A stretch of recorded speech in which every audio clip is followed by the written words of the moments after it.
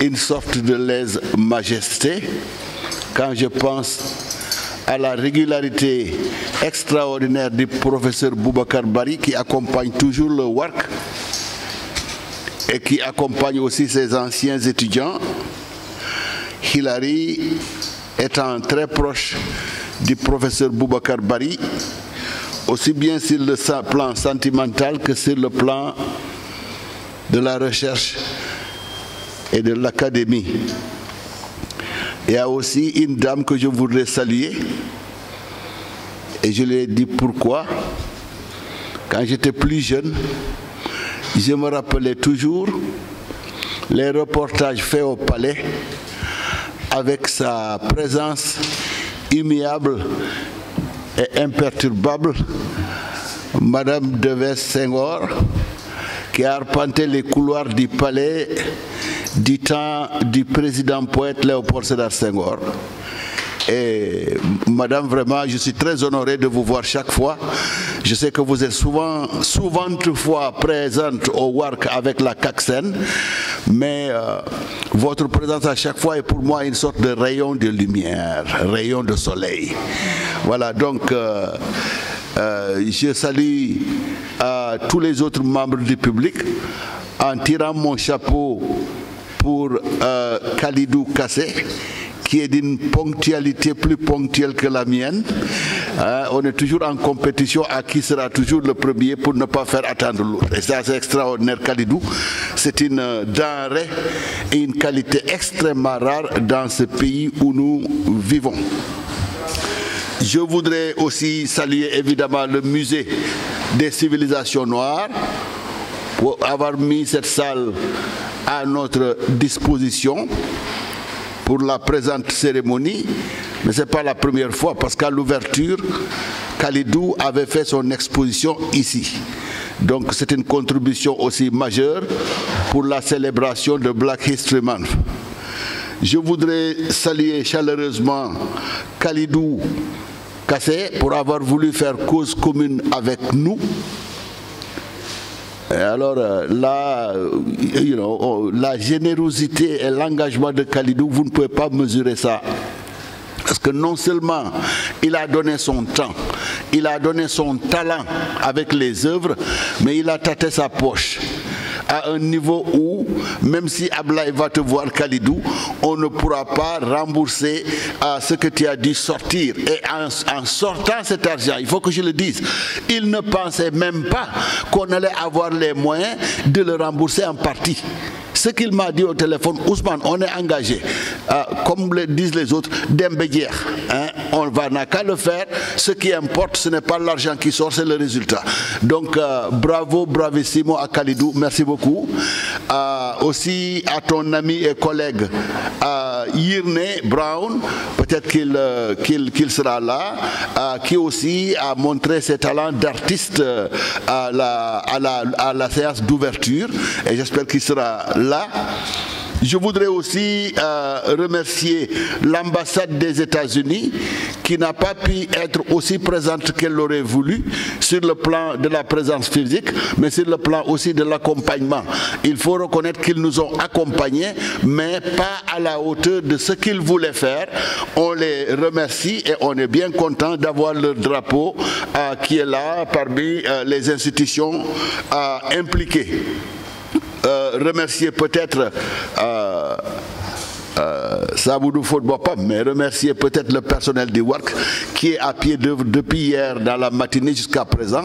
Ils ont failli passer la journée d'air ici sans manger, donc aussi je les remercie.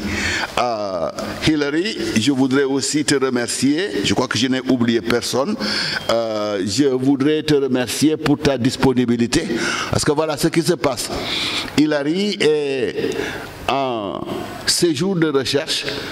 Et quand elle est arrivée au WARC, je lui ai dit, tu arrives bientôt Black History Month, il va falloir que tu contribues. Alors, la première contribution, c'était hier, en étant parmi le panel qui a discuté un livre qui est écrit par Madame Jory. Jory... Jory Jory Lewis, Peanuts and Slaves. Elle a très bien contribué hier aux discussions. Mais après, je lui ai dit, Hilary, notre Black History Month cette année, on va lui donner un nom. On va dire Identities / Identity. Très schématiquement, quel que soit le nombre de siècles que les Noirs aient pu passer dans les Amériques, il y a certaines réactions, certains comportements, certaines attitudes qu'on voit de part et d'autre. À une certaine époque, quand vous alliez dans le sud, ce qu'on dit au Sénégal, Tipetou, ça c'était très bien connu dans la communauté des femmes noires. Reggae aussi, elles savent bien le faire. Sassing, Tessante, ils savent bien faire ça aussi. Et les hommes se méfiaient d'une femme en colère. Donc il y a des choses que l'on voit au niveau de la religion, il y a des réminiscences et il y a d'autres choses encore. Et on s'est dit, pourquoi ne pas avoir un panel sur les femmes célèbres de l'histoire africaine-américaine et de l'histoire africaine. Et moi, ça m'a ramené dans mon domaine de prédilection, la littérature africaine-américaine et la présence énorme de la femme. C'est la femme déclinée dans diverses fonctions. La femme qui est votre sœur, la femme qui est votre femme ou votre copine, la femme qui est votre maman, mais la femme aussi qui est votre grand-mère. L'image de la grand-mère, je ne dis pas dans l'Amérique d'aujourd'hui, mais en tout cas dans l'Amérique telle que décrite par un certain nombre de romans, la présence de la grand-mère, surtout dans des situations où vous avez une famille monoparentale, la maman est absente ou le papa est absent. Ou alors les deux sont absents. Le pilier, à partir de ce moment, c'est la grand-maman. Et pensant à la grand-maman, moi je me suis rappelé une expression que m'avait enseignée ma mère dans le Wolof di Saloum, qui veut dire ceci: sa lu pap maam lum lax-lax nga mun cay tëdd wala bokk sa pooju maam lum lax-lax, parce que loup, je crois que nous du Bas Saloum là on dit ça, mais ici vous n'entendez jamais loup, vous entendez poy, c'est comme l'expression hay hakatei, ça si vous le dites vous êtes entre Nioro, Sokone et dans ces trucs là, c'est le Wolof fana. Donc ma mère m'avait appris cette expression, ou en tout cas mes parents, c'est-à-dire aussi frêle que puisse être la cuisse de votre grand-maman, vous pourrez toujours y apposer votre tête. Et elle m'a dit, moi je n'ai jamais entendu parler, je lui dis, ah tu n'es pas Wolof quand même. Bon, elle me dit, écris-moi ça quand même parce que c'est extraordinaire. Et on a écrit ça, elle dit, je vais prendre ça comme titre et pour discuter des femmes dans l'histoire de l'Afrique et dans l'histoire, si vous voulez, africaine-américaine. C'est bien ça. Voilà, donc, ce loupop mam, ou ce poyu mam, lum lach lach nga mën cey tek sa bop bi. Ça veut dire la grand-maman comme source de chaleur affective, source d'amour, de protection. Et effectivement, ça recoupe avec une certaine image qu'on peut imaginer dans les villages ou quelque part le soir après-midi vers 18h, n'est-ce pas, dans la cour, une grand-mère qui a fini de prier et ses petits-enfants qui viennent poser leur tête sur leur cuisse. Ça, c'est une image absolument générique que l'on voit tous les jours. Ça peut être la maman, mais si c'est la grand-mère, c'est encore mieux. Ça traduit davantage l'affectif. Donc, c'est sur ces entrefaites que nous nous sommes dit qu'elle va donner la présentation d'aujourd'hui. Et pour ceux qui ne comprennent pas le français, je crois qu'il y a des casques pour la traduction. Il y a une interprète qui est là. Alors, avant de présenter Hilary, je voudrais saluer la présence de Aminata Fall Samb, qui représente l'ambassade des États-Unis, puisque ni le PIO ni le CIO ne sont disponibles pour des urgences de travail au niveau de l'ambassade, mais il y a la présence de Aminata Sambafal ici pour marquer à nouveau, comme je vous l'ai dit tout à l'heure avant qu'elle n'arrive, l'accompagnement que nous avons eu de l'ambassade des États-Unis d'Amérique. Donc le public, Madame Rose Castis, qui est la Public Affairs Officer, s'excuse. Elle a un agenda hyper chargé, mais Aminata est là pour la représenter. Ceci dit, je voudrais peut-être rapidement vous présenter Hilary et je lui laisse la parole. Hilary est professeure d'histoire à l'Université du Kentucky et elle est dans le programme des études africaines et africaines-américaines. Et elle est aussi membre du Commonwealth Institute of Black Studies. Elle est l'auteur d'un monographe, Les Métis au Sénégal, vie urbaine et politique dans l'Afrique occidentale française. Et le livre a été publié à Indiana University Press en 2013. Son livre examine la constitution de communautés multiraciales au Sénégal, dans la capitale coloniale du Sénégal, qui est Saint-Louis. Et son domaine de recherche, les travaux de recherche sont publiés dans The Journal of African History, Cultural Geographies, and Slavery and Abolition. Elle a contribué 6 volumes et 7 papiers de recherche à cette publication. Elle est en train de travailler actuellement sur un manuscrit sur l'esclavage, l'Empire français et la pratique de la diaspora africaine à travers des liens historiques entre le Sénégal et les Caraïbes françaises. Elle a eu aussi à bénéficier d'un certain nombre de bourses, par exemple en Floride. Je crois qu'aussi elle a bénéficié de bourses des institutions qui sont les institutions mères du WARC, en particulier le Council of American Overseas Research Centers et la West African Research Association, ce qui lui a permis d'entamer des projets de recherche en Martinique, en France et au Sénégal. C'est une grande amie du WARC. Non seulement elle visite au moins une fois par an, mais chaque fois qu'elle vient, soit elle a un livre, ou alors un film, ou alors soit elle a des livres et des films à offrir au West African Research Center. So, ladies and gentlemen, je salue à nouveau tout le monde, je remercie à nouveau tout le monde, et without further ado, je vais passer la parole à Hilary John Ngenta Chukoy.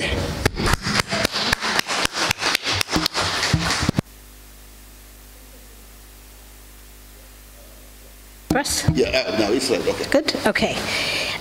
Thank you everyone for being here, and before I get started, I want to say a special thank you to the U.S. Embassy, their support of cultural programs through programs like the Fulbright scholarship program that I have benefited from, to the Council on American Overseas Studies Centers, KORC, and the National Endowment for the Humanities Fellowship that has allowed me to come here this time and to be with you and to do research on my next project. And a very, very big thank you to the director of the West African Research Center, Dr. Usman Sen, and his team, without whom much of the work that I've done over many, many years I could not have done. And then lastly, but not least, I do want to thank those who are here today who have been a source of support and knowledge, who have taught me so much during my time as a researcher in Senegal. And it probably would take me a long time to name everyone, but I'd like to just say a big thank you to Professor Boubacar Bari, to Madeleine Devez-Senghor, and to Wilma Randall, who have been wonderful supports to me along the years. Okay, so when Professor Sen proposed this talk to me, he suggested that I think about the Wolof saying, so I'm going to say it, Salupap mam lumulachlach ngemuna setud. That's good. It's good enough? Okay. And I came up with a rough translation in English, a very rough translation in English. On your grandmother's thigh is where you fall asleep.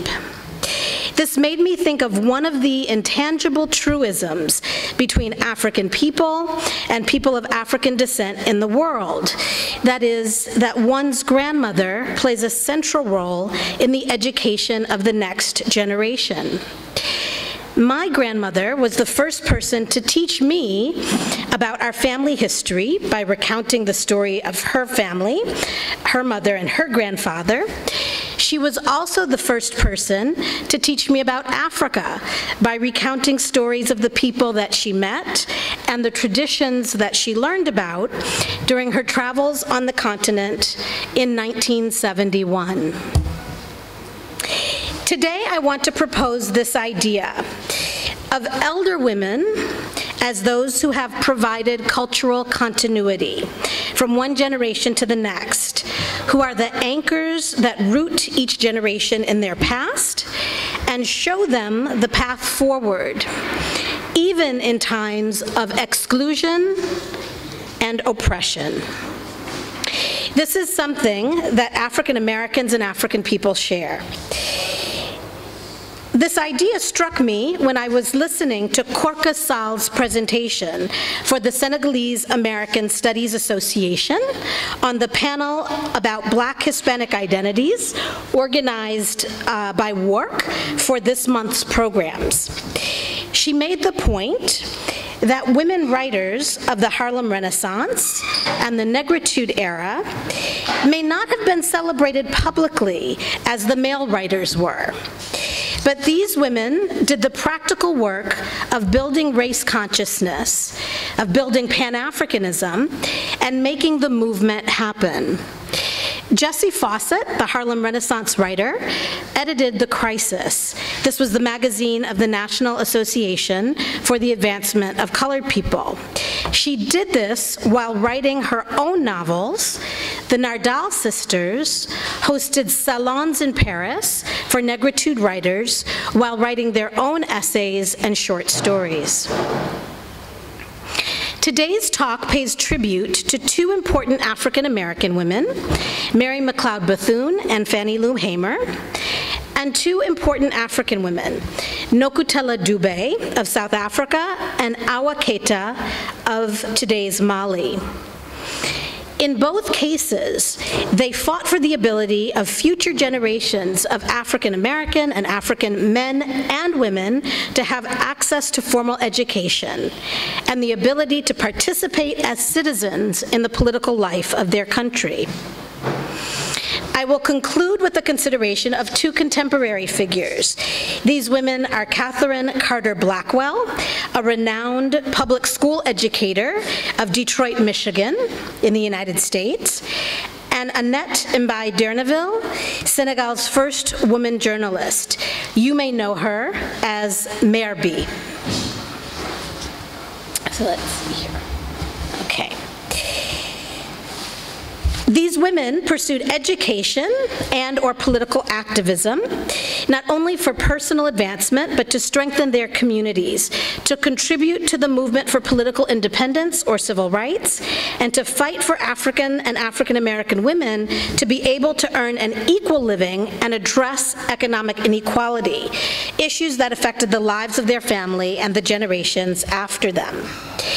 So I will start by talking about Mary McLeod Bethune, African American women in the 20th century. Mary McLeod Bethune fought for Black Americans to have equal access to higher education. She protested racism and argued that women and African Americans should have the right to vote at a time when both were denied equal rights as citizens of the nation. She was born on the 10th of July, 1875, to parents who were born into slavery and who lived as cotton farmers in South Carolina. She benefited from the expansion of educational institutions for African Americans that developed after the U.S. Civil War.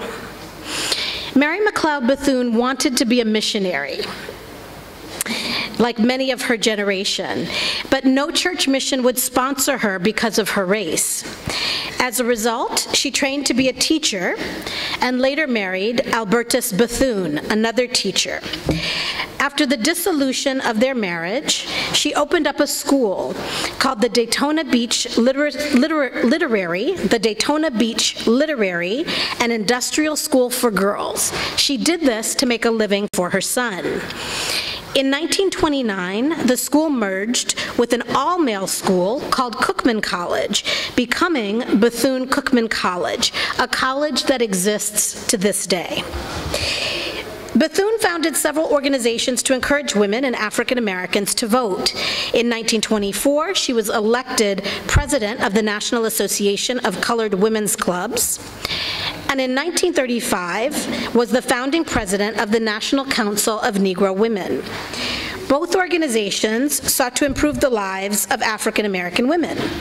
Mary McLeod Bethune became a confidant of Eleanor Roosevelt, the wife of U.S. President Franklin Delano Roosevelt. Mary McLeod Bethune became one of President Roosevelt's unofficial advisors. In 1936, President Roosevelt chose Bethune as the Director of Negro Affairs in the National Youth Administration. She held conferences on the problems facing Negro youth, that's what they were called then, the problems facing Negro youth. In 1945, she was the only woman of color who participated in the founding meetings of the United Nations, and she wrote essays for African American newspapers. In the early 1900s, most Americans, white or black, did not have the opportunity to pursue higher education. For African Americans who did have access to higher education, they attended institutions that were segregated by race and often separated by gender. For women like Mary McLeod Bethune, just one generation out of slavery, they believed strongly that access to formal education offered a pathway for their children and their children's children to advance, despite the challenges of racism, exclusion of women from the workplace, and economic inequality. Mary McLeod Bethune died in 1955. The second person I'd like to talk about is Fannie Lou Hamer. She is celebrated today for her work in the civil rights movement in rural Mississippi. In Mississippi, she addressed unfair policies that prevented African Americans from registering to vote and that kept African Americans locked into poverty as farm workers on plantations owned by white landowners. Although she was the only person in her community who knew how to read and write, she had only a minimal formal education. During her lifetime, political leaders in her state and nationally dismissed her ideas because of her humble beginnings. Born October 6, 1917 in Mississippi, Hamer was the 20th child of sharecroppers. Sharecroppers, or métayers in French, cultivated crops for landowners in return for a share of the profits, but because landowners provided seed and other inputs, that meant that farmers were constantly in debt to the landowner. At 6 years old, she started picking cotton with her family. At 12 years old, she left school to work on a nearby plantation. She married Perry Hamer in 1944. Both worked on the plantation until 1962, when she was fired for organizing volunteers to register a group of Black Americans to vote after they were denied this right because officials required them to pass an unfair literacy test. Hamer became active in voter registration after meeting a group of civil rights activists in 1961. As a result of her activities, the landowner fired her and confiscated their property. In 1962, while working to register black voters, she was arrested, jailed, and beaten for sitting in an all-white section of a restaurant in a bus station. Angered at the conditions that African Americans in Mississippi faced, she co-founded the Mississippi Freedom Democratic Party to challenge the local Democratic Party that blocked African Americans from registering to vote.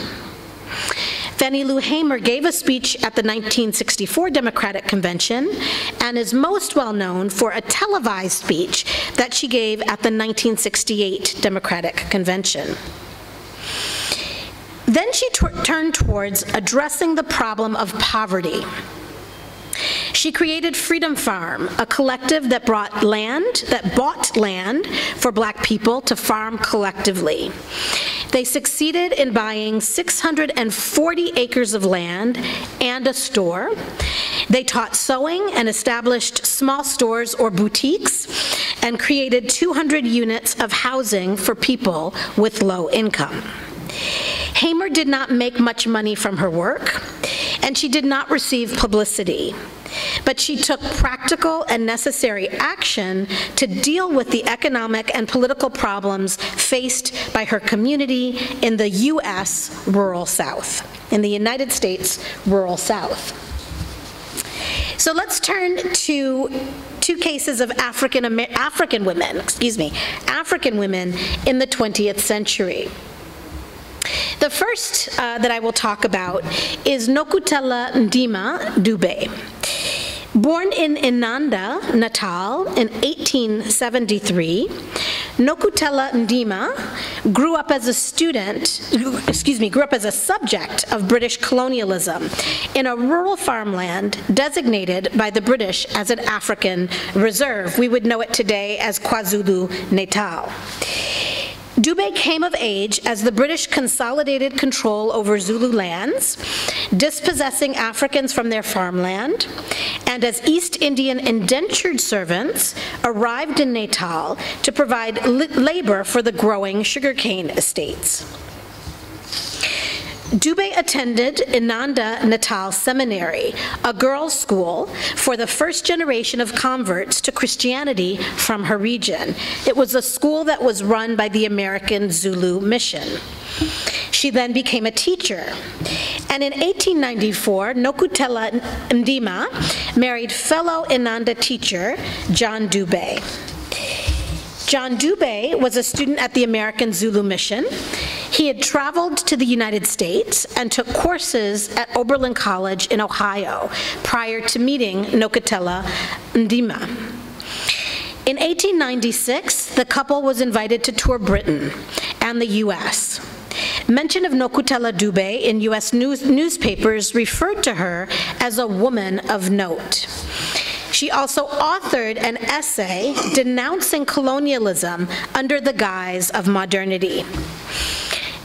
Inspired by Booker T. Washington, the founder of Tuskegee University in the United States, the Dubes founded Ohlange High School upon their return to South Africa. They also established the first Zulu English language newspaper called Ilanga Lase Natal, and were among the first members of the Natal Native Congress, which would later become the South African Native National Congress. John Dube served as the first president of the South African Native National Congress and the African National Congress, later became the African National Congress. At Ohlange, Nokutela taught the arts of domesticity, cooking, housekeeping, and sewing. But she is also credited with popularizing Zulu choral music that combined African and European musical traditions. In fact, Nokutela Dube authored what we know today as the South African national anthem, Nkosi Sikelel' Africa. Nokutela Ndima Dube's biography had virtually disappeared from the story of the making of modern-day South Africa. Buried in an unmarked grave, marked CK for Christian Kafir, she was only remembered by the descendants of her stepchildren. I learned learned about her from Sherif Keita, a Malian who is professor of French and Francophone studies at Carleton College in the United States. Keita uncovered her lost history and filmed a documentary about Nokutela Dube's life, interviewing the descendants of her stepchildren. Nokutela and John Dube never had any children, possibly because she may not have been able to have children. The two separated and she moved to Transvaal, where she preached to rural communities before her death at age 44 in 1917. Keita speculates that this may be the reason why she was forgotten, whereas her husband John Dube has been hailed as a founding father of South Africa. Awa Keita. Awa Keita, an évalué, as the French termed this class of French-educated men and women, Awa Keita pursued a career as one of the first colonial midwives in French West Africa. She also played a key role in union organizing and in the Rassemblement Démocratique Africain from French Sudan, as it became the leading voice in the anti-colonial struggle in French West Africa. Awa Keita wrote an autobiography called Femmes d'Afrique, published by Présence Africaine in 1975, in which she recounts her life story. Keita belonged to the first group of women in French West Africa who had access to French education. Born in Bamako in 1912 to a World War I veteran who worked as a medical auxiliary in the colonial service, Keita's father enrolled her in French schools. She attended the first girls' school in Bamako and the boarding school for Métis orphans. A few African women were admitted to this school for Métis orphans. In 1931, Keita graduated from the School of Midwifery in Dakar. The School of Midwifery, the École des Sages-Femmes, was part of the Dakar School of Medicine, also called the Dantec School, founded in 1918. Graduates of the midwifery school were required to work for the health service for 10 years after graduation. Keita was first appointed to Gao in French Sudan, today's Mali, and subsequently to remote rural regions. She served in 11 different posts throughout French West Africa. As a midwife in the colonial health service, Keita says that she delivered 9,000 babies. She writes in her autobiography that at first she questioned the traditional practices of elder women who had been responsible for childbirth in their communities. Having been trained in the French colonial model of childbirth, she did not understand why the traditional birth assistants that she worked with criticized her for being out of touch with their practices. In her autobiography, she writes that her work as a midwife gave her an alternative education. Working with traditional birth assistants, she found that some African obstetric practices were as effective as the, quote, modern techniques, and that some were even superior to what she had learned in Dakar.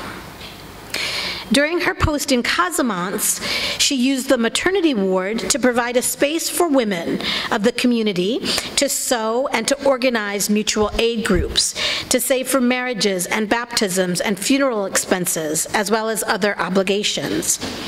She also recruited traditional birth assistants to support political campaigns and distribute Rassemblement Démocratique Africain's literature, the RDA literature. This was a key contribution to the anti-colonial struggle. Keita translated her practical training to political action. She participated in the Health Workers Union of doctors, veterinarians, pharmacists, and midwives. As president of the midwives section, Keita organized strikes for benefits and better conditions. She also participated in strikes that protested French colonial policies. In 1951, she renounced French citizenship and became a persona non grata in the French colonial service. In 1958, she served as Commissioner for Women of the Rassemblement Démocratique Africain and was the first woman in French West Africa elected to a national legislative assembly. She co-founded the Union of Salaried Women of Bamako and was largely responsible for passing legislation to protect women's rights in marriage in Mali. She left government in 1968 when Modibo Keita was ousted from the presidency. She died in Bamako in 1979. Finally, I do want to bring our attention to two contemporary examples of African American and African women's lives and work. The first is Catherine Carter Blackwell. Born on the 10th of December in 1919 in Detroit, Michigan, Catherine Carter was the only child of Beulah Carter, who worked as the city's first Black social worker. Catherine Carter's parents arrived in Detroit from Pennsylvania as the city of Detroit experienced an industrial revolution in the period between World War I and World War II. African Americans came in great numbers to Detroit because the city became the center of the automobile industry in the United States. In 1955, Catherine Carter began a career as a social studies teacher for the Detroit Public Schools.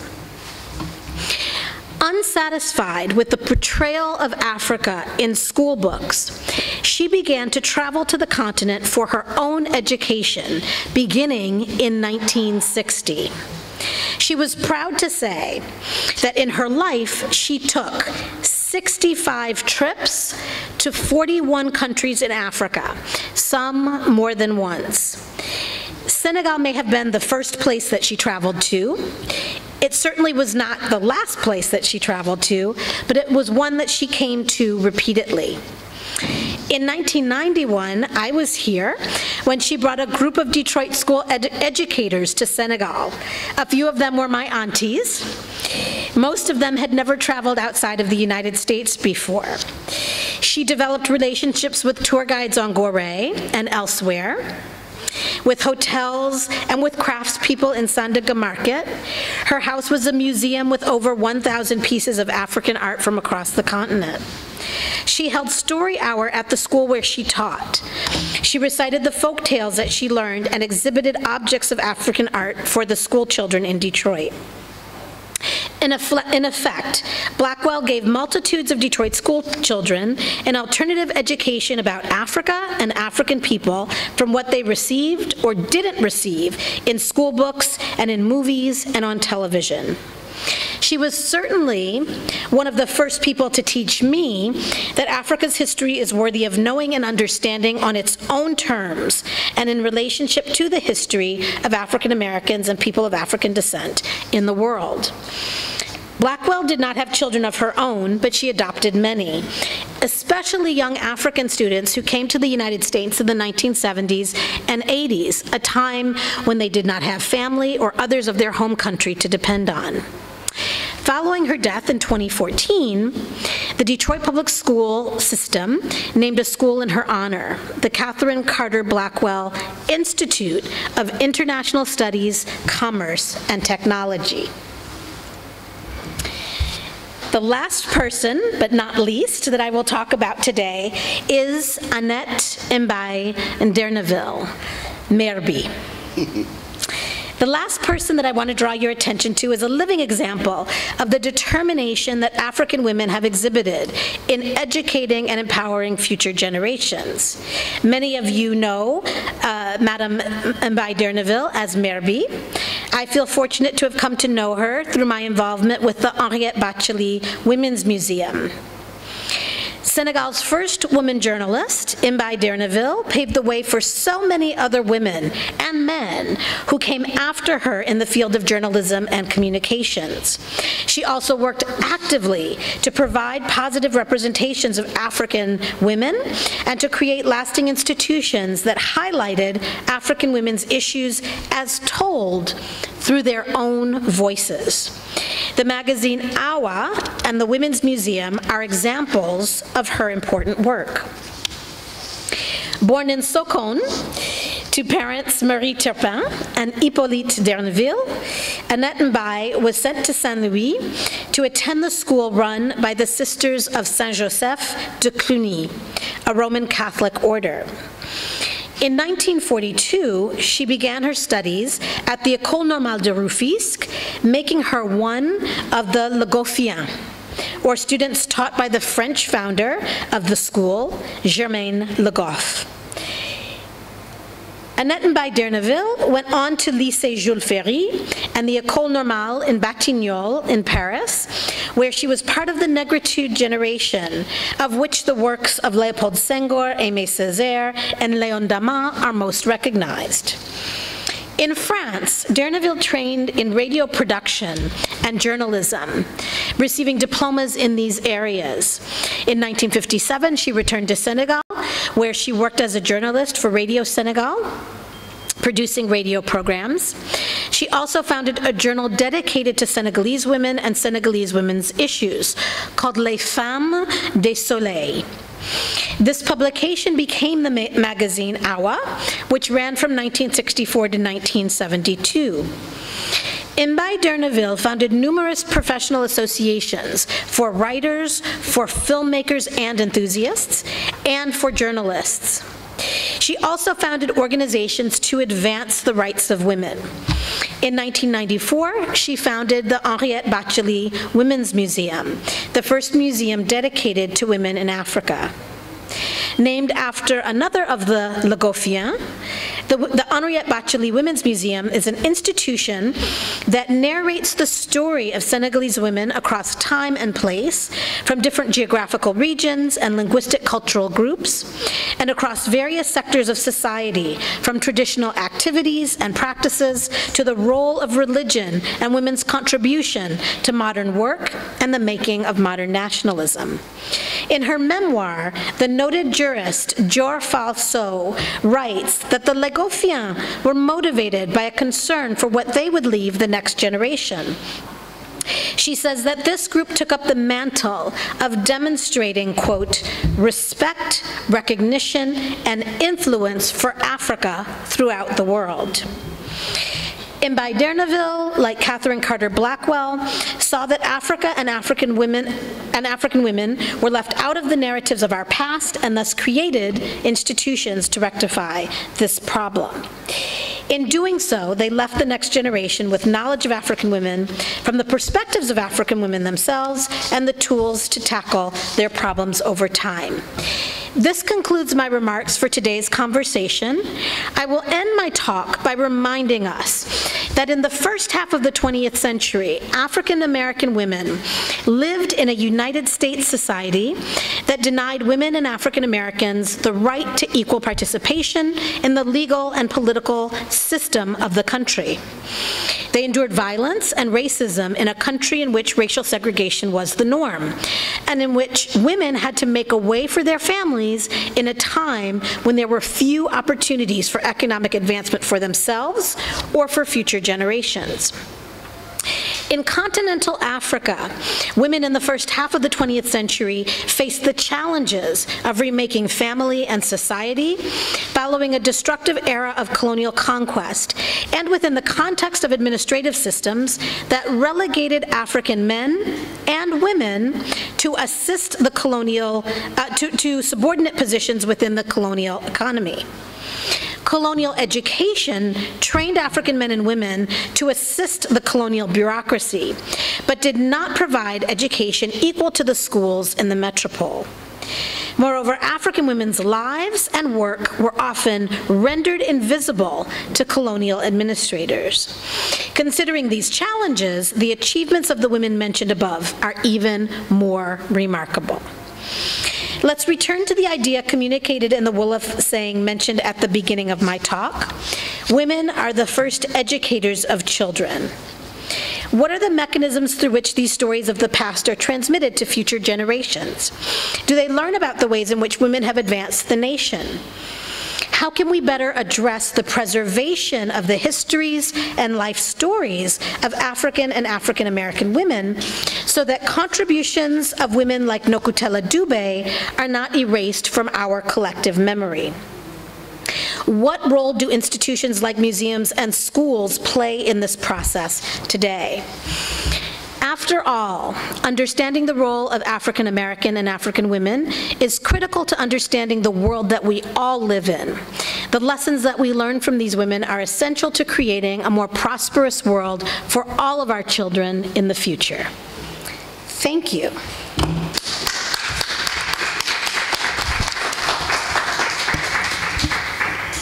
Merci beaucoup, Hilary.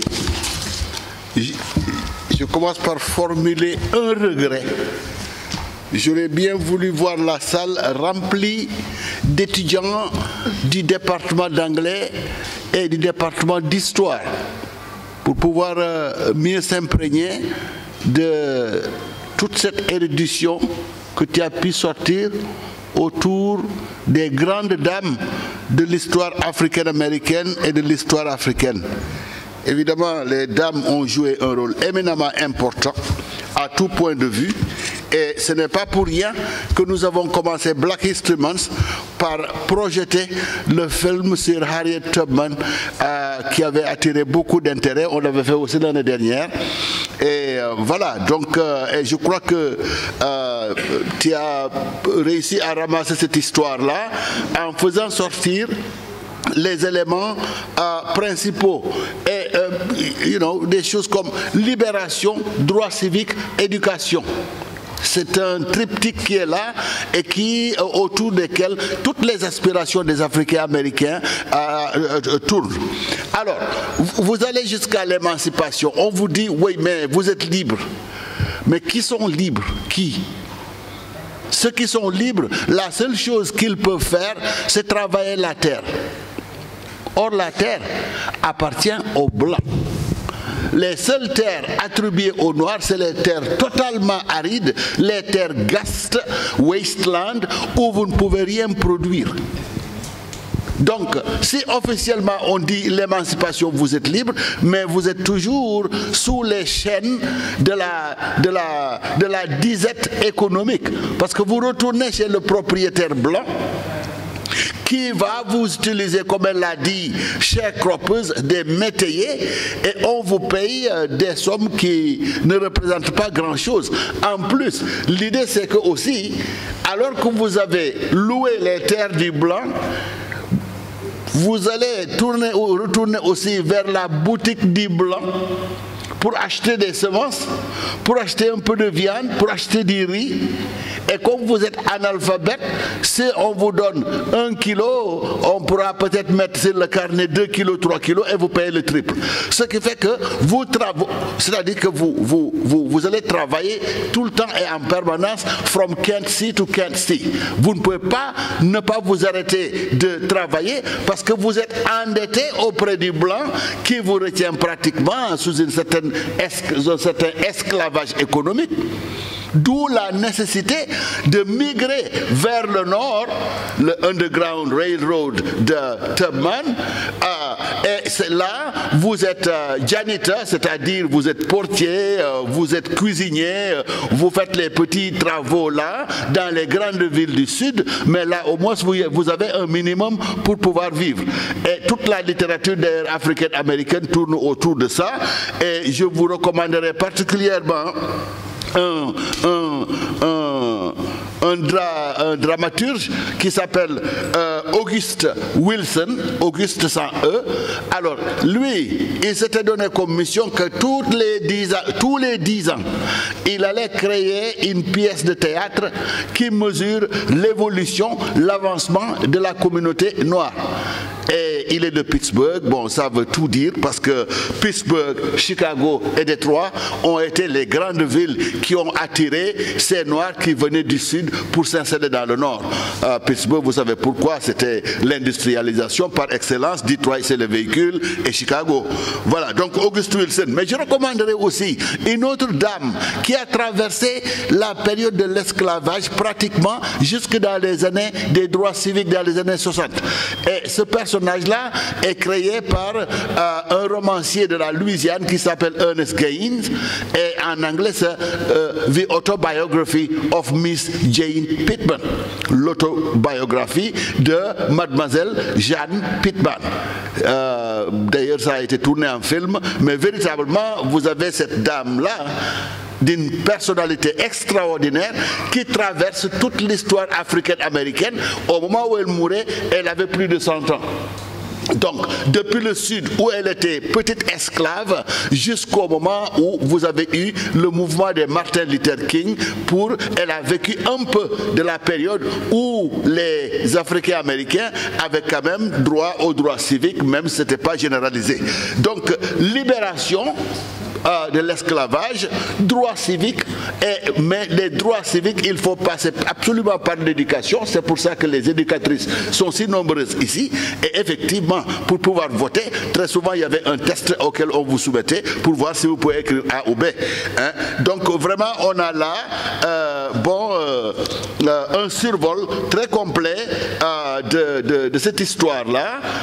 Mon deuxième regret, c'est de ne pas avoir rencontré Catherine Carter Blackwell, dans la mesure où, en fait, moi, ma vie professionnelle, ce n'est pas tout simplement la salle de classe. C'est aussi ce qu'on appelle les voyages à l'étranger, les voyages study abroad, les voyages d'études à l'étranger, c'est-à-dire tous ces étudiants qui viennent de tant d'universités américaines et qu'on essaie d'aider à comprendre les réalités africaines et sénégalaises en particulier. La moitié de mon travail, ça a été ça depuis les années 80. J'aurais bien aimé discuter avec elle. Et enfin, je termine sur une dame aussi qui m'est très chère, Tata Annette Mbaye d'Erneville. Comme vous l'avez entendu dire, elle est née à Sokone. Il y a quelqu'un d'autre qui est né à Sokone, à la personne de moi-même. Sokone, les manguiers, Sokone, la meilleure des villes sénégalaises. Et on blague souvent autour du was, parce que bon, le was là-bas, une fois d'ailleurs, j'ai pris un seau plein de was et j'ai déposé ça dans sa maison. Et je sais aussi que du temps où mon frère aîné était maire de Sokone, je crois qu'il a baptisé une rue Annette Mbaye d'Erneville. Et il y a beaucoup d'autres choses qui nous lient avec la famille d'Annie Jouga. Elle aussi, sa maman a séjourné là-bas. Donc, ça vraiment, c'était quand on n'était même pas encore allé à l'école. Ces familles-là étaient là, avec aussi les commerces libanais.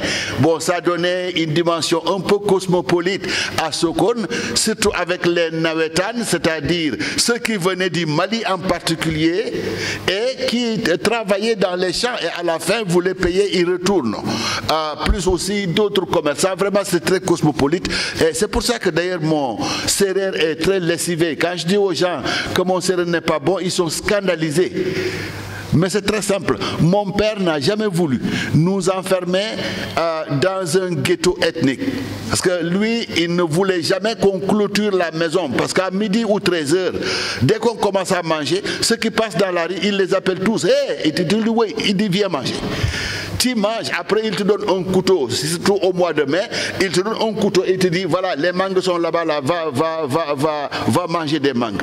Alors, et il était ami de tout le monde, les Diola, les Sossé, ce qui fait que, bon, j'ai appris le sérère, mais en volant auprès de mes tantes qui leur rendaient visite. Mais ils ont préféré favoriser les autres langues, surtout le Wolof, pour qu'on puisse être dans la communauté. Bon, je n'ai pas dit que je ne comprends pas le sérère, mais j'aurais juste souhaité que ça soit beaucoup mieux que ça. Cela étant dit, j'ai essayé de ramasser, oui, Betoun, Awa Keïta, les sœurs Nadal, que Senghor a fréquenté. Il était tombé amoureux de l'une d'elles, qui peut-être n'a pas voulu se marier avec lui. Il est tombé amoureux de plusieurs personnes, Senghor, avant finalement d'aller prendre Colette. Parce que là, ici, là, c'est la famille, la maison des femmes. Comment ça s'appelle encore? La maison des femmes à Gorée. Henriette Bathily. Ben, il avait voulu aussi s'intégrer dans cette famille Bathily, ça n'a pas très marché. Je crois que c'est Keïta Fodeba de la grande troupe africaine, les ballets de Keïta Fodeba, qui lui a ravi ça. Il s'est marié à la femme du gouverneur Félix Ouboué, mais la femme du gouverneur Félix Ouboué haïssait une personne dans le monde, c'était Senghor. Donc le mariage n'a pas duré et il est tombé sur sa Normande aux yeux pères. Voilà, donc voilà les sœurs Nadal, exactement. Voilà, donc je crois que c'était les conclusions que je pourrais dégager. Maintenant, ce sera une conversation entre vous et Hilary, mais je vous rappelle que Hilary est bilingue. Elle parle français, elle parle anglais, donc quelle que soit la langue avec laquelle vous allez lui poser des questions, elle sera à l'aise pour vous répondre. Hilary, je rappelle, s'il pose des questions en français et si tu es confortable en français, il y a la traduction assurée là-bas. À nouveau, merci beaucoup pour cette belle présentation. Merci. C'est bon. C'est bon. Oui, vous voudrez intervenir.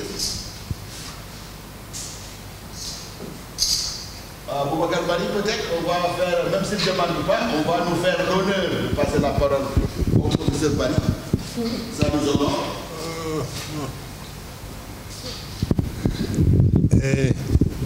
J'ai écouté avec beaucoup de plaisir Hilary sur l'histoire de ces femmes célèbres qui ont marqué leur époque.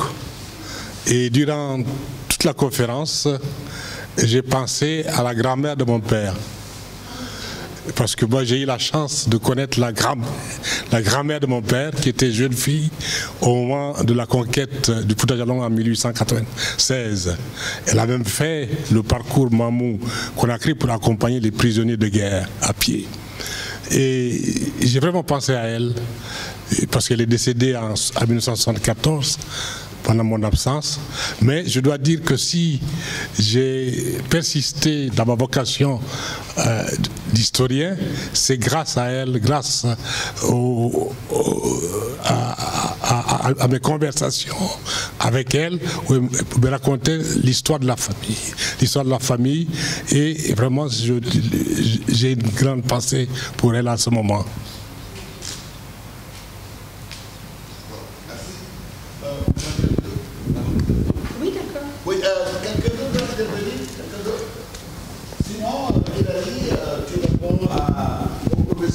Bari, le temps. Oui, merci beaucoup, professeur Sen.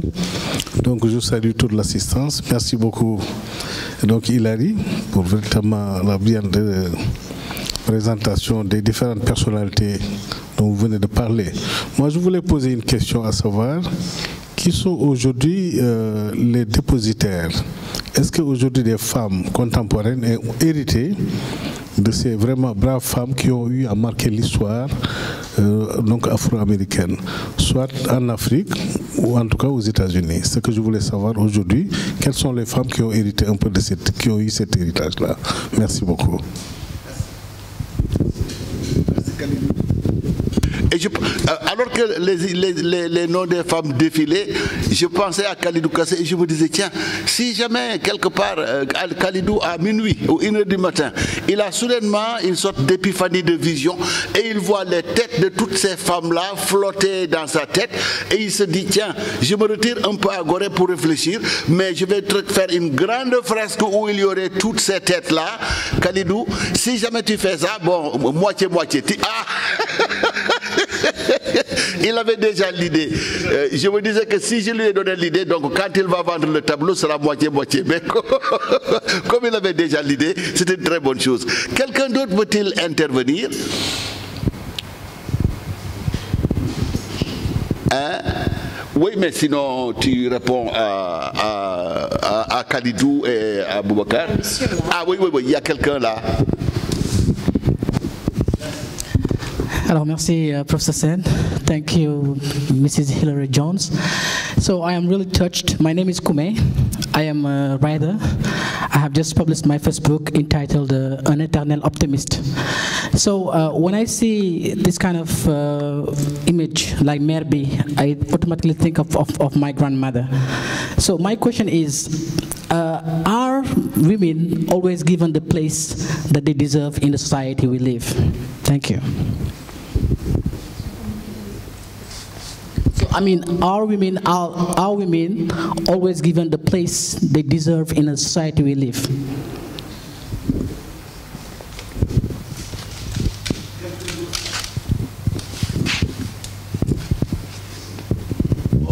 Saint-Louis et parlant des métis de Saint-Louis, je signale aussi que Tita Mandelou, je crois qu'il est des Antilles, a écrit un roman qui s'appelle Signare Anna et qui parle véritablement de cet épisode de mélange entre les coloniaux français et la communauté locale au point de donner cette population métisse où on retrouvait les Signares. Et Signare Anna est effectivement Signare. Hein? Elle s'appelle Tito Mandelou. Voilà. Il faut aussi dire que Fadel Dia a publié un roman sur les rappareils. Voilà. Qui est un peu de la même société. Voilà. Les deux vont ensemble. Voilà.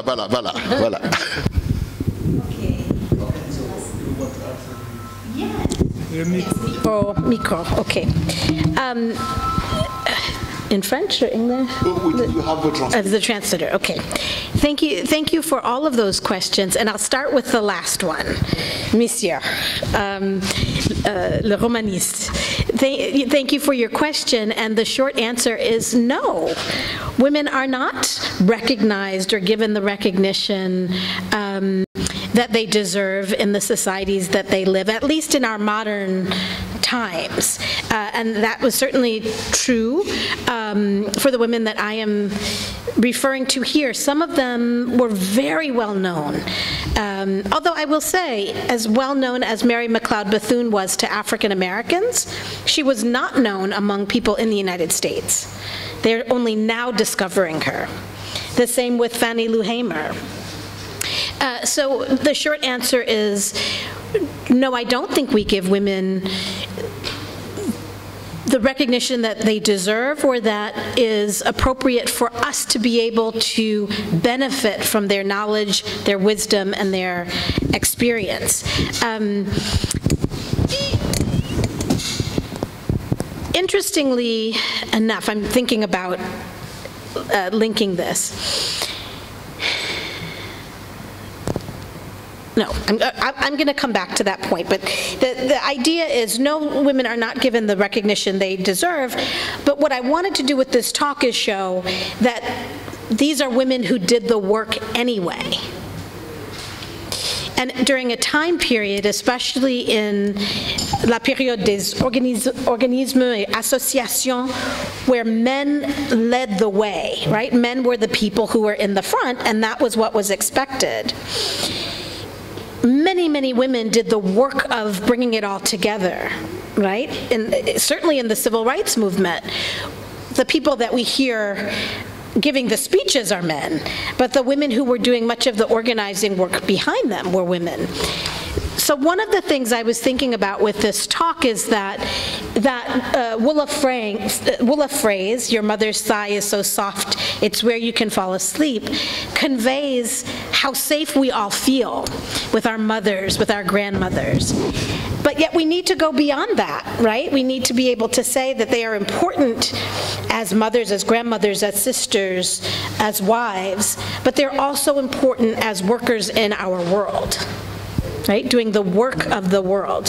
So that was sort of what I was thinking about as we discussed Salut Pap Mam. Lumu lachlachenge munisitid. I'm getting it in my head.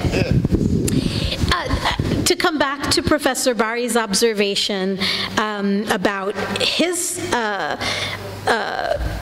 the grandmother of your father, and Mamu, and the Baris, of whom their portraits I've seen in his home, but who I imagine tell a story of young Bari listening and learning at the feet of your grandmother and your grandmother's mother about all of the people who had gone before. And I think for many of us, especially historians, we relate to that because it's there where this first sort of yearning for understanding the continuities between the past and the present and the future. It's where it's rooted in that particular moment. One point that I want to bring our attention to, though, is that in the life stories of the women I've talked about here, all of them, in one degree or another, have a migration story or a story of movement, of traveling, of mobility. Perhaps Fannie Lou Hamer remained more in the local community that she was a part of, but she had a national audience and she went to speak to national organizations. So I think we should also think about this 20th century era as one of movement and mobility, and that women had to find ways to take advantage of the ability to be able to move into other environments in order to navigate the situations that they were faced with. Migration as a means of navigating challenges, as a means of survival. And then for the question that was posed by Mr. Khalidou Kassé, such a wonderful question: do women today inherit the legacy of these women, right, of the women that we're talking about now? And it connects to the question about whether they deserve, whether they receive the attention they deserve. Part of the reason why perhaps the generation of today doesn't have the same knowledge or maybe appreciation is because of the fact that we don't tell those stories, or these are not the stories that are in the books, are on the YouTubes, are in the films. Maybe in some ways they are, but we don't have the medium by which to communicate these particular stories. The reason why I wanted to talk about Nokutela Dube is because every time I read about her and learn about her, I'm so touched about her particular story, because she was at the cusp of a changing world. Right? That period of the late 19th century, beginning of the 20th century, and she had the opportunity to gain education, to travel outside of South Africa in the world. This was before the height of apartheid. And yet, when Sharif Keita researched her, and he found out about her because the missionaries who ran the American Zulu Mission School lived in the neighboring town to his in Carlton, Minnesota, in the United States. So he first learned about this mission, and then from the mission about Olange Institute and John Dube's role in Olange Institute, and then Nokutela. But when he began to ask people in South Africa about her, no one knew. No one had not a single idea about who she was, and she was buried in an unmarked grave. The picture that you saw on the screen is a picture of the grave that was created. Whoops, there we go. This was recently created to honor her remains in the cemetery where she's buried. I heard a scholar say this, someone who works on U.S. presidential history. She wrote this in a book that she wrote on Thomas Jefferson. And she said, every generation will ask us the same question: why don't we know about these people? And they will ask us this question because our books are not capable of telling their stories yet. Right? That we still give them the information that misses a big chunk of the world that they live in, and that's the stories of women like Nokutela Dube. So I think that is how I would answer that question. Oui, ça me rappelle quelque chose. Mon expérience en tant que visiting professeur aux États-Unis, c'était en Caroline du Sud. J'ai fait mon trimestre et j'allais partir. Et il y a un groupe d'étudiants américains, africains-américains, qui sont venus me voir, discuter, montrer à quel point ils étaient contents. Et la question qu'ils m'ont posée, c'est pourquoi ils ne nous disent pas ce que vous nous avez dit pendant 3 mois? Et je leur dis, quoi? Qu'est-ce qu'ils ne vous disent pas? Et ils me disent, tout ce que vous nous avez raconté sur l'Afrique, à travers la littérature, c'est des choses que nous n'avons jamais entendues.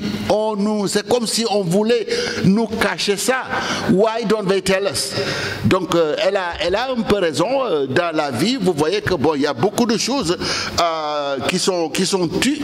C'est comme l'histoire non écrite des femmes leaders, parce que c'est ça aussi.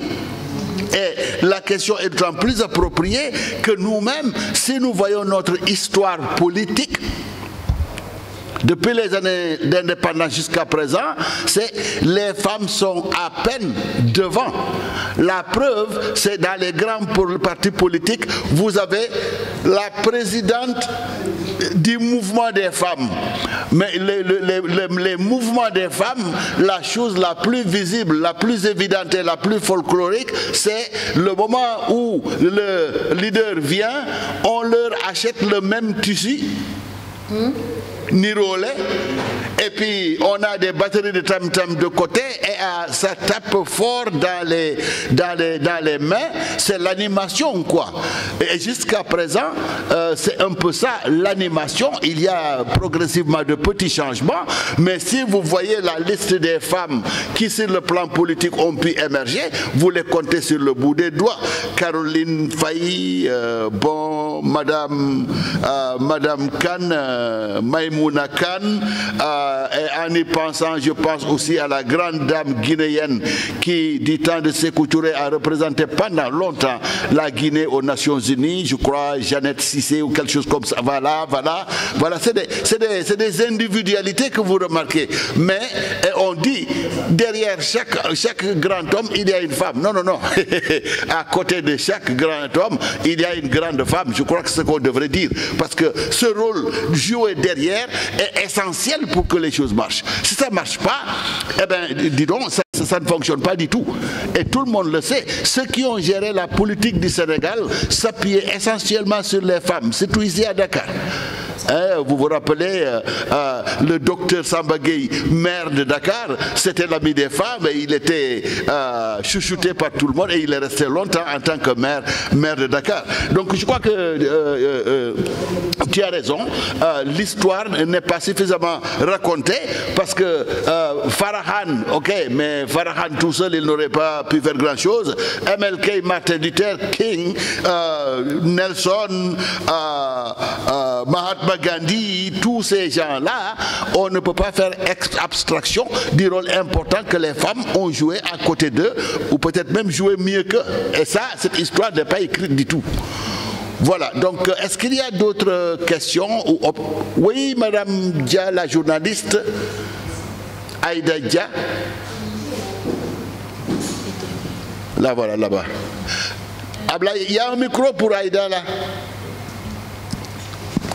Il y a, je crois, 2 interventions. Oui, lui et l'autre. Oui. Bonjour à tous. C'était une conférence d'une grande portée que j'avais envie de suivre personnellement pour comprendre le rôle des femmes, parce qu'effectivement, je pense que dans les discussions, c'est ressorti sur le fait qu'aujourd'hui, quand on parle de l'histoire des États-Unis, le rôle des femmes ne ressort pas très souvent. Il y a quand même des films, Harriet, qui aujourd'hui arrivent à montrer la place prépondérante des femmes quand il s'agit par exemple de la libération des esclaves, etc. Donc on vient quand même de très loin quand on parle de l'histoire des femmes, on vient de très loin et ça a l'air d'être partout dans le monde. Et Ici au Sénégal, professeur Sen l'a rappelé, du point de vue politique aussi, c'était très compliqué. Les femmes ont été en premier plan, mais leur rôle n'est pas toujours mis en évidence.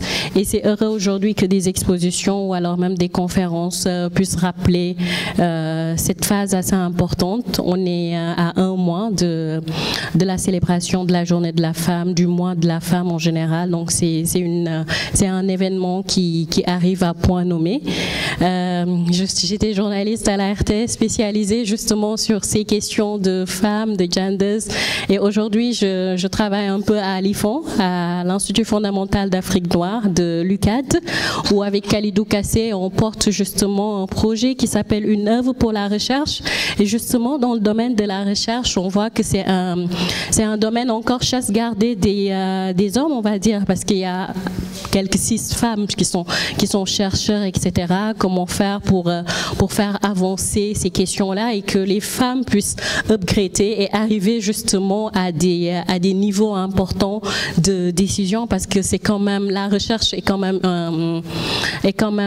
quelque chose de très important, et justement avoir un regard des femmes, par les femmes justement sur les questions qui les intéressent peut être effectivement intéressant. Et donc je pose aussi la question, à part Harriet et peut-être quelques femmes que vous nous avez citées là, est-ce qu'il y a encore d'autres femmes dans le mouvement des droits civils qui sont encore méconnues et qu'il faudrait peut-être mettre en relief à l'occasion d'expositions?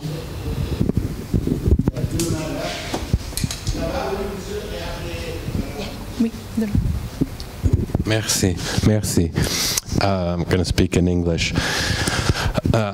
Thank you, Professor, for a fascinating talk. I learned a great deal in the course of the presentation. I want to ask you about something that I think your cases touched on or gestured towards, especially the first case, but that maybe didn't address full on, which is the sort of the frequent way that African American women, and other women engaged in social struggles face multiple and sometimes cross-cutting sources of inequality, sources of oppression, what we nowadays call intersectionality, but which in my mind, the sort of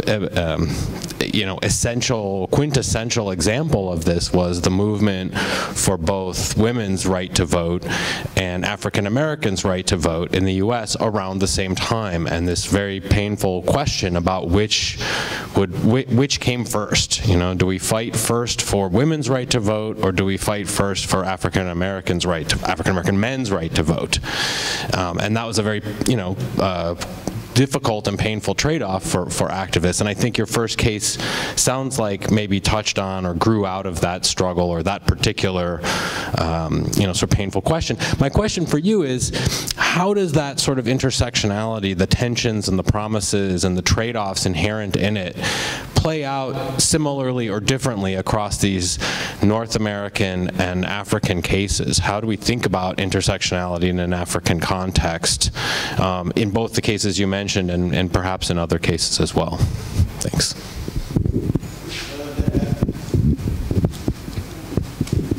Merci. Alors bonjour, moi je suis Yaïsen, je suis spécialiste en eau, donc c'est Ndaya Aide qui m'a amenée aujourd'hui parce que je suis très intéressée par l'histoire africaine d'une manière générale, et je pense que j'ai lu quelque part les générations qui ne connaissent pas leur histoire sont condamnées à le répéter. Et donc, basé sur ça, je pense, dernièrement, on a vu que c'est pas l'intérêt qui manque. Donc, les jeunes veulent savoir leur histoire. Les Africains veulent connaître leur histoire. Et aujourd'hui, quel conseil donnerez-vous aux jeunes comme nous, qui ne sont pas forcément des historiens, mais qui sont intéressés à en connaître plus, de personnes comme vous, qui, je pense, sont, comme on dit, des bibliothèques vivantes. Parce que, comme vous avez dit, la littérature ne porte pas l'histoire forcément de l'Afrique, et ce n'est pas l'intérêt qui manque. Donc, comment faire en tant que personne individuelle, mais aussi quels conseils donneriez-vous au gouvernement ou bien en Afrique d'une manière générale ou aux communautés pour pouvoir mieux connaître leur histoire? Et ma dernière question serait, aujourd'hui, quelle est la finalité de cette activité? Est-ce qu'à partir de cette activité et des informations que vous nous aurez fournies, est-ce qu'on pourra déjà avoir accès à ces informations? Et si on veut en savoir plus, comment on fait? Merci beaucoup.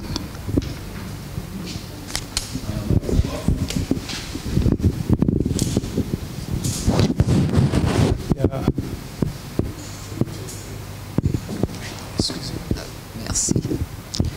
Je voudrais juste poser la petite question suivante. Si on prend l'exemple qui est devant nous de Nokutela Ndima, par exemple, est-ce qu'on sait un peu ce qu'est devenu sa descendance? Est-ce que dans ses descendants, l'œuvre s'est perpétuée? Parce que je pense qu'il y a des questions à tirer dans justement cette... Merci beaucoup.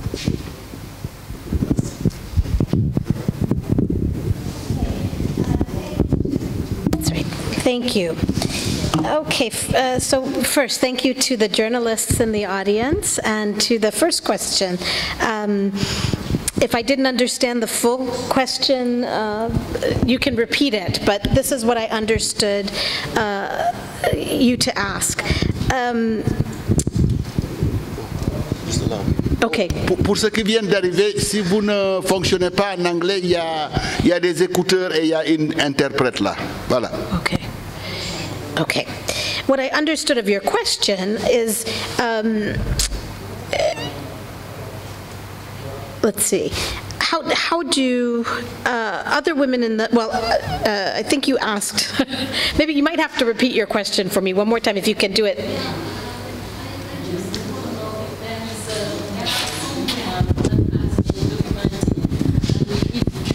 Know about all the women that have contributed to the civil rights movement. Mm-hmm. Mm-hmm. I wrote down other women in the civil rights movement, so now I have it. You're correct, there are many, many women to know about, and many of whom have been documented. There's a wonderful new biography of a woman named Shirley Chisholm, who was the first African-American woman to run for president of the United States, and she was a member of the House of Representatives. So I do think that we're in a moment where scholars are writing more of these stories now, that popular histories are being written, that documentaries by filmmakers are being made about many of these figures. So I would refer you, I think, so if the question is, how do we understand more about women that participated in the civil rights movement, and how do we make this accessible, or how do we present this, right, to newer, younger generations? Much of the work is of you all, the journalists. Have a medium to bring that to the forefront, because you work in a medium in which people read every single day, right? That they can see examples of women who went before, who may have lived in a different time or done the work differently, but had strategies about going about the kinds of political work that they did. Also, I think institutions like the Women's Museum, and we're sitting here in the Musée des Civilisations Noires, this wonderful new building that has so much possibility in front of it. We're in an era in which concrete institutions like these can go a long way in making the story known, but it takes people who will specialize, learn how to tell those stories, whether it's in literature, in English, in form, not here English, but French, in French, studying the linguistic forms, whether it's French or written Wolof or written Sera. There are texts that are written in African languages that can communicate to a mass public the lives of the women that we are referring to. If you haven't noticed before, the wall just outside of this room is filled with images of different people, many of whom are women. right? But there are stories yet to be written about each one. So I think that is some of the work in the future, and that is why I asked the question about what do we do in our museums and in our schools? If we build these institutions, then what is it that we want them to communicate to the next generation? You know that lady, journalist, do you know where she works now? Ifan. Ah! So she should write. Yes. You are sitting at the gold mine. You know, you are sitting there with the material, and you have the ability to be able to make that legible to a wide audience because you're trained in journalism, right? You can do that. And for the second question about from Professor Lessing about intersections and the cross-cutting, you said, of women's right to vote in the United States and African-American, the struggle for African-American civil rights and voting rights. For context, so for those who may not be familiar with this story, the amendments that ended the U.S. Civil War afforded citizenship rights to all peoples who had been enslaved. Right? And so as a result of that, the contest was about who votes and who doesn't vote. And so technically, African American men had the right to vote, but women, just like women in France, had not received the franchise yet. Right? And so that political moment wouldn't come until 1920 with the 19th Amendment to the Constitution, if I'm correct, the right for women in the United States to vote. So much of the sort of discourse was, should African American men have the right to vote before white women have the right to vote? And African American men technically received the franchise before women in the United States did. Mary McLeod Bethune was at the intersection of those two things, and that's the point that you're making. She came up in an era in which she had one foot in the door of the political system and one foot in the door of the African American community. So that was the kind of tension or the struggle for her at that moment. In terms of how this relates back to the question of African women and the struggle for political participation in the worlds in which they live, this is me sort of taking the outside observer's lens or view. I think that intersection tends to be around gender and class. Right? And let me say for sure that the intersection of gender, class, and race was something that African American women faced, for sure.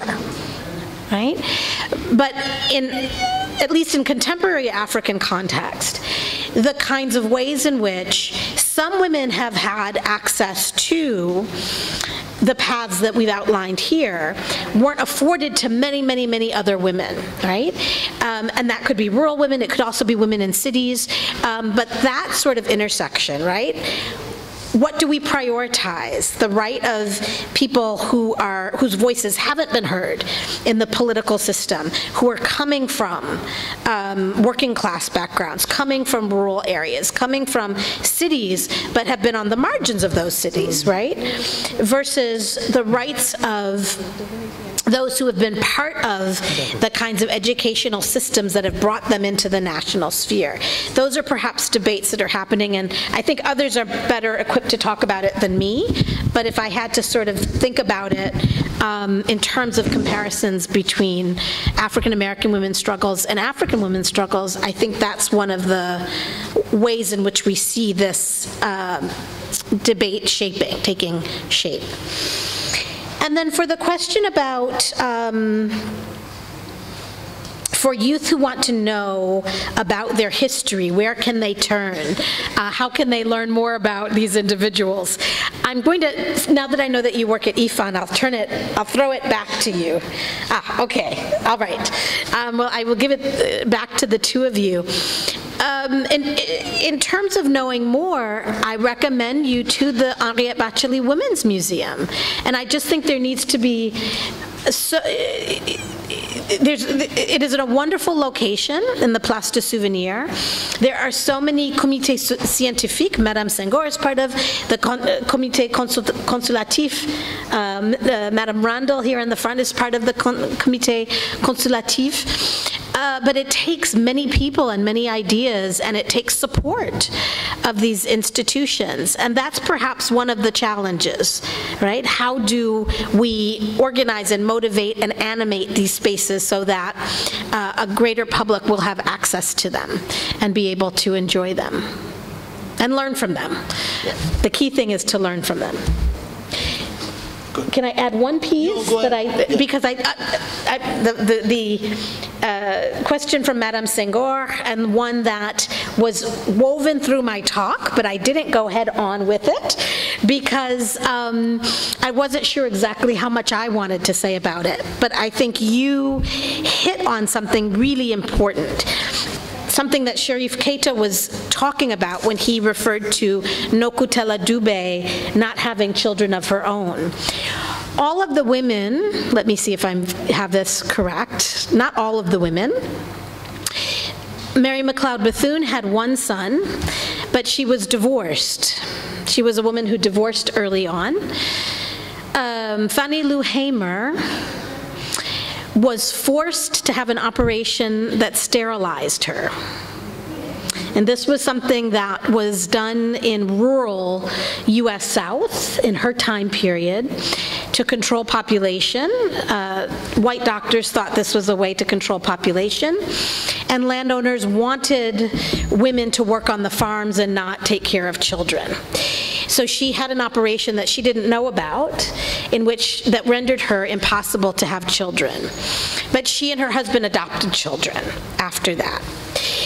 And then in the case of Nokutela Dube, she, as we know, did not have her own children.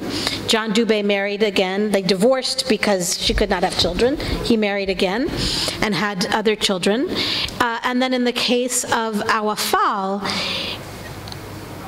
she divorced early, but I don't remember if she had children or did not have children. So my point, and I think the point that you're raising, and especially in African societies where memories are so carried by the next generation, right? That knowledge about people and personalities are carried in memory. And this is also true about African Americans. So I don't think it's just Africa, because we find this in our own families in the United States of America. One depends on the children to carry forth the memories into the next generation. But we're in the 21st century where we have all of the abilities to be able to write these stories down or to record them in recording. They may go against some of our thinkings about the ways that tradition should be carried on, but they're tools that we can use to make sure that we don't forget. Right? And the next generations don't forget, especially as there is a lot of noise for youth who are consuming information today. So thank you for that. Voilà, merci. Oh, pendant que j'y pense, vous avez parlé à qui donner le droit de vote en premier, les Noirs ou les femmes, et ça me rappelle que bon, la guerre a été quelque chose qui a réuni ces deux groupes, mais de façon paradoxale. Le soldat noir américain, Deuxième Guerre mondiale, va dans les tranchées en Europe, se retrouve à Paris totalement libre, allant dans les discothèques, allant où ils veulent, absolument où ils veulent, parce que à cette époque, il y avait deux Noirs pour les Européens et pour les Français. Les Noirs qui viennent d'Afrique, évidemment, ceux-là, il faut les écarter, mais les Noirs qui sont américains, des GI, ça, on les traite différemment.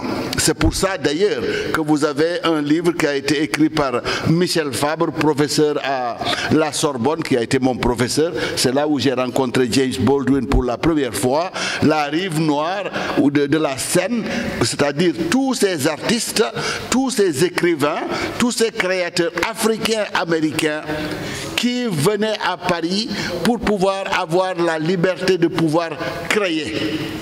dans l'histoire américaine, c'est pas la première fois que des artistes d'ailleurs vont à Paris, parce que ce qu'on appelle The Lost Generation, les T.S. Eliot et tout ça, ils se disaient, on ne peut pas écrire ici en Amérique parce qu'il n'y a rien d'ancien, tout est neuf. L'Amérique n'a pas de fantômes comme vous avez ça en Écosse et dans ces anciens pays européens. Et eux aussi, ils sont partis à Paris, en Europe, pour pouvoir s'inspirer et écrire. Mais ce qu'il y a, c'est que la guerre a libéré les femmes, mais a refusé de libérer les hommes. Parce que vous portez la tenue américaine, tant que vous êtes en train de vous battre en Europe, aucun problème. Vous revenez aux États-Unis, en particulier au sud, le Ku Klux Klan vous dit, demain, si vous portez cet uniforme, on vous lynche. Vous n'aviez pas le droit en tant que noir de porter l'uniforme de l'armée américaine et de retourner aux États-Unis avec. En tout cas dans les États du Sud. Impossible. Sinon, on vous prend et on vous pend. C'est aussi clair. Mais de la même façon que la guerre a contribué à priver le droit aux Noirs, la guerre a libéré les femmes. Parce que l'absence des hommes aux États-Unis faisait qu'il y avait un besoin de main-d'œuvre dans les grandes industries. Industrie de l'automobile, toutes ces industries dans ces grandes villes, c'est à partir de ce moment que les femmes ont commencé à travailler, sortir et travailler hors de la maison. Et cette possibilité de sortir de la maison et travailler hors de la maison leur a donné ce besoin de se lever et de défendre davantage leurs droits. Donc ça aussi, c'est un épisode de l'histoire américaine qui est assez intéressant. Bon, on me signale que nous avons loué les services d'une interprète qui est tellement généreuse avec nous. On lui paye pratiquement, pas moitié, mais on ne lui donne pas le cachet complet de l'interprète. Or, ça va bientôt faire 2 heures qu'elle est là en train de parler. Et je sais ce que c'est d'être interprète. Elle a besoin de boire, donnez-lui une bouteille d'eau. Mais bon, je crois que si jamais il y a des questions, ce sera une question qu'elle pourra traduire, mais après on la libère. Je peux. Oui, mais il y a aussi l'événement de Kassé. Voilà. Et on a en fait 2 événements. On a ça, mais on a la deuxième partie qui est consacrée à Khalidou Kassé. Alors, s'il n'y a pas de questions, attention, je ne suis pas un tyran, je ne veux pas dire que je ne veux pas de questions, mais s'il n'y a pas de questions, ça m'arrange beaucoup, parce que ça me permettra de respecter le contrat avec l'interprète, mais ça me permettra aussi de donner son dû à Khalidou Kassé, parce que le reste du temps lui appartient. Est-ce qu'on est d'accord? On peut conclure comme ça. Alors, il y a aussi à manger. Alors, Khalidou, je ne sais pas si après ceci, on va manger et on revient pour toi. Quand tu auras fini, on va remanger, ou tout simplement, les mangeailles, on les garde jusqu'à la fin. Voilà, on les garde jusqu'à la fin. Donc, si vous permettez, véritablement, applaudir à nouveau Hilary, je crois. Et remercier à nouveau le musée, remercier Khalidou, remercier Yirne, remercier l'ambassade, remercier Hilary qui est intervenu 2 fois, remercier le public. Si vous n'étiez pas là, personne ne pourrait parler, n'aurait pu parler. Donc merci beaucoup. Khalidou, on te donne et tu enchaînes ou on va manger? On te donne. C'est juste des remerciements que je vais faire. Très chaleureusement et sincèrement, le professeur Ousmane Sen, qui véritablement s'est investi dès le début du projet pour que ça puisse être une réussite totale. Professeur Sen, merci beaucoup. Parce que c'est l'occasion aussi de remercier l'ambassade des États-Unis, parce qu'ils nous ont accompagnés. Nous avons tenu beaucoup de réunions ensemble pour en arriver là aujourd'hui. Peut-être je peux dire une première au Sénégal, parce que moi j'ai l'habitude de célébrer le Black History Month aux États-Unis. Mais cette année-ci, nous avions décidé quand même de partager non seulement une exposition, mais plusieurs panels, des projections de films au niveau du WARC. Et voilà aujourd'hui le résultat et nous sommes très satisfaits de cette rencontre. Remercier aussi Irné Gabon qui dès longtemps a accepté notre invitation pour venir se joindre à nous pour organiser ensemble non seulement cette exposition mais une performance. Et de cette performance est née une œuvre d'art qui représente 54 œuvres. Quand nous avons terminé tout de suite, le musée des civilisations noires, à travers son DG Amadou Bokoum, a décidé d'acheter l'œuvre pour la collection du musée. Et je pense que, Inch'Allah, si Dieu nous prédit, l'année prochaine, nous allons encore faire davantage mieux. Remercier aussi donc Laurent Louboulou, qui est venu plusieurs fois au WARC avec Mathieu Aminata Falsam qui est là avec nous, Rose, et qui nous ont véritablement accompagnés plusieurs fois dans le cadre de ce projet, l'ensemble aussi du personnel du WARC. Parce que je sais que depuis hier, merci beaucoup. Depuis hier, ils sont là, en train de s'organiser pour réussir cette manifestation. Mais au-delà, au niveau du WARC aussi, toutes les activités qu'ils ont eu à encadrer au niveau du WARC, et ça a été une réussite totale. Remercier aussi les étudiants d'art, qui sont les étudiants du SIAC, mon école, les étudiants de l'école des Beaux-Arts, qui ont pris part à cette manifestation. Et nous l'avons fait exprès pour leur donner le goût, pour leur donner un peu des idées par rapport à leur combat futur. Pour leur dire que le combat se situe à ce niveau, il faut leur donner les outils maintenant pour que demain qu'ils puissent prendre le relais. Merci à tous les invités qui sont venus nous rejoindre, et aussi mention spéciale au musée des civilisations noires à travers son directeur général Amadou Bokoum. Merci beaucoup Hilary pour cette belle communication que nous venons d'entendre et dont nous avons beaucoup appris par rapport à l'histoire un peu qui nous lie, les Africains, Africains-Américains, Américains-Africains, c'est la même chose. Nous sommes tous des Africains. Merci beaucoup. Merci Khalidou. Khalidou, on va prendre un engagement. On va prendre ce qu'on a